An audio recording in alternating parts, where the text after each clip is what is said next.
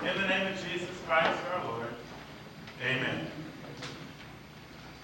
Two New York entrepreneurs decided to introduce bungee jumping to Mexico. So they fronted venture capital and built a huge tower. A crowd gathered to watch them demonstrate. One of the guys put on the bungee harness and dived off. The first time he came up, he had a bloody nose. The second time he came up, he had a black eye. The third time, part of his ear was missing. And on his way down the fourth time, he hollered, "Hey, what's a piñata?"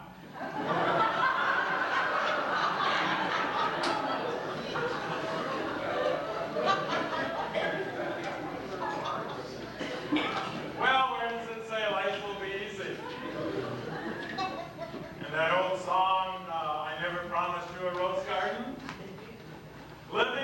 Succeeding in living has never been easy. But it is even more difficult today because the cultural norms, the structures, the values are breaking down.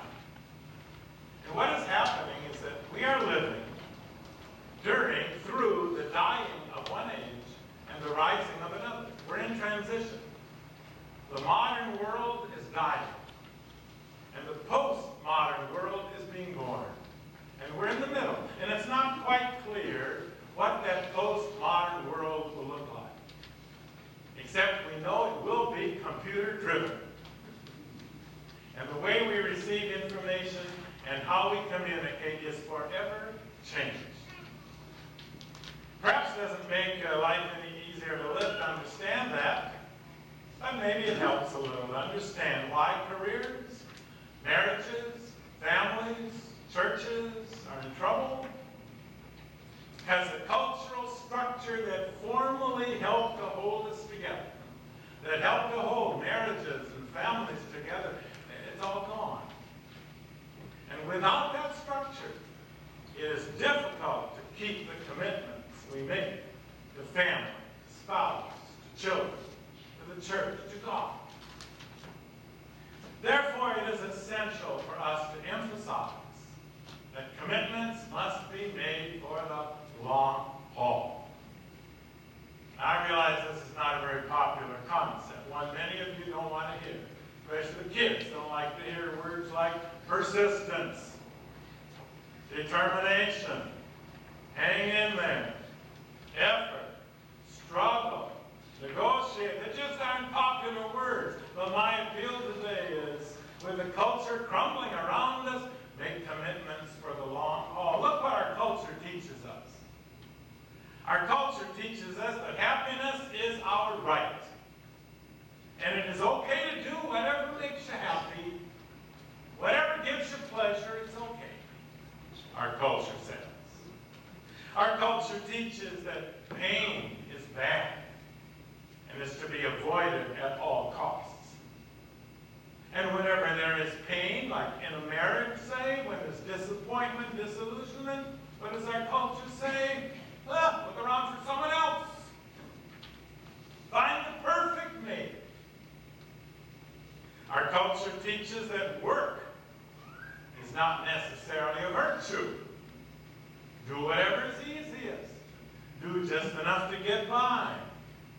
Pull a handle on a machine. Or pick a winning number. It's all you need to do to become an instant millionaire. Not so easy. Instant millionaire. In fact, instant is the slogan, the motto, the mission statement, if you please, of our culture. Corporations seek instant payoffs through mergers and acquisitions, rather than investing in the long haul through research and development. And some corporations are much more interested in instant wealth for their directors and their stockholders than any concern for the people they put out of work. Our culture teaches us to believe in instant pleasure, instant gratification, instant sex, instant parenthood, glamorous until the baby gets colic, and instant religion. Our culture teaches us to look for a laid-back God. A God who gives advice, jokes, opinions, rather than commandments. We want a God without commandments, a Christ without the cross, gain without pain, wealth without work, marriage without struggle, promotion without performance. William Raspberry makes an interesting observation on what has happened to us. Illustrated, he says, by sugar. Millions of years ago, nature equipped us with certain necessities for survival. And one of the gifts we were given was a craving for sweetness. And built deep within us is a desire for things that are sweet. Now, the craving for sweetness drove our ancestors to look for sweet fruits and berries, which also contain valuable nutrients. However, something terrible happened. He calls it one of the worst inventions in human history.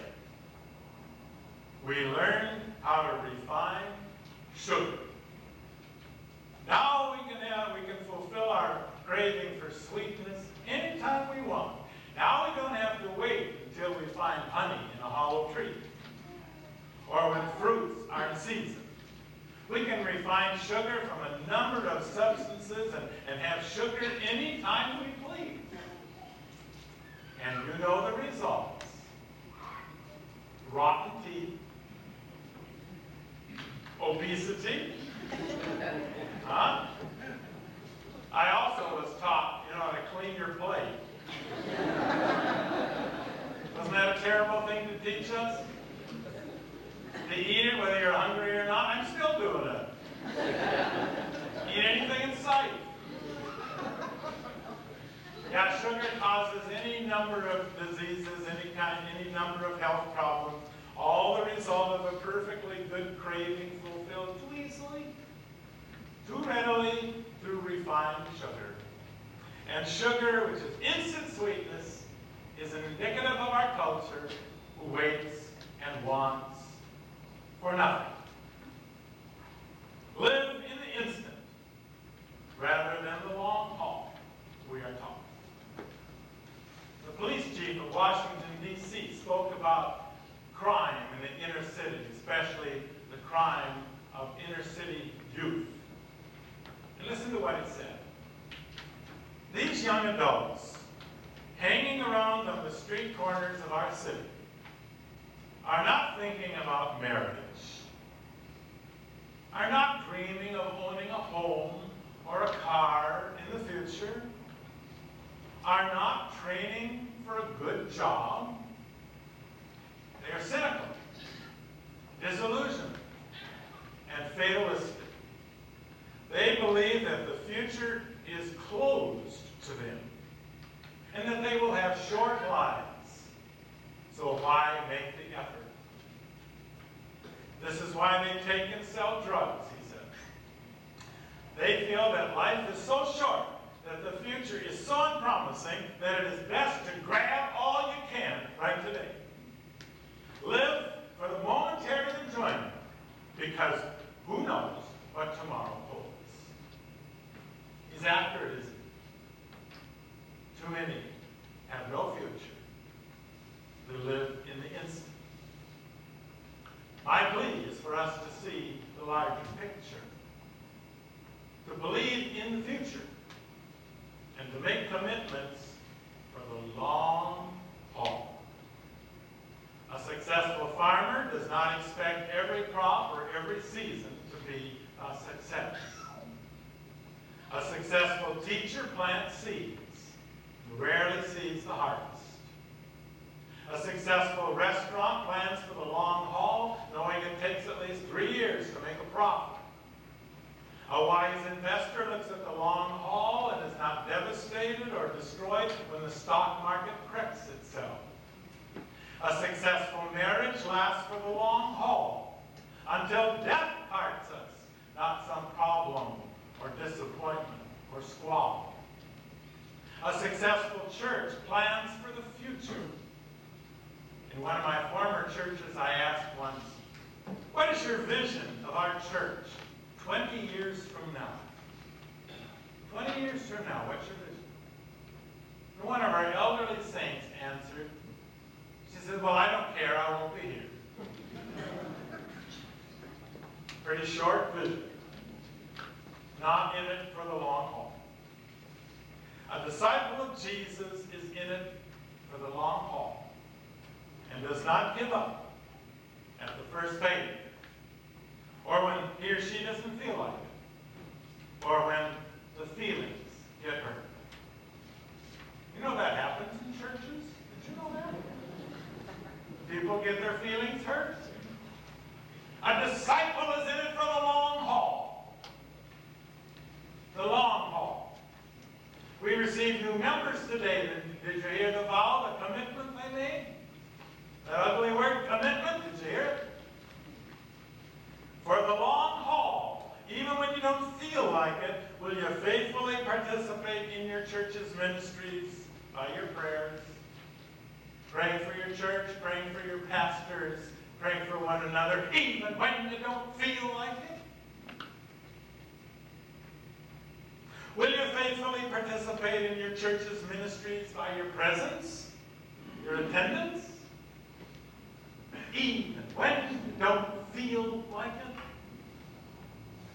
Will you faithfully participate in your church's ministries by your gifts, your offerings of regular, habitual financial support, even when you don't feel like it, or even when you feel like spending it on something else? Will you faithfully participate in your church's ministries by your service, doing your own unique ministry, even when you don't feel like it?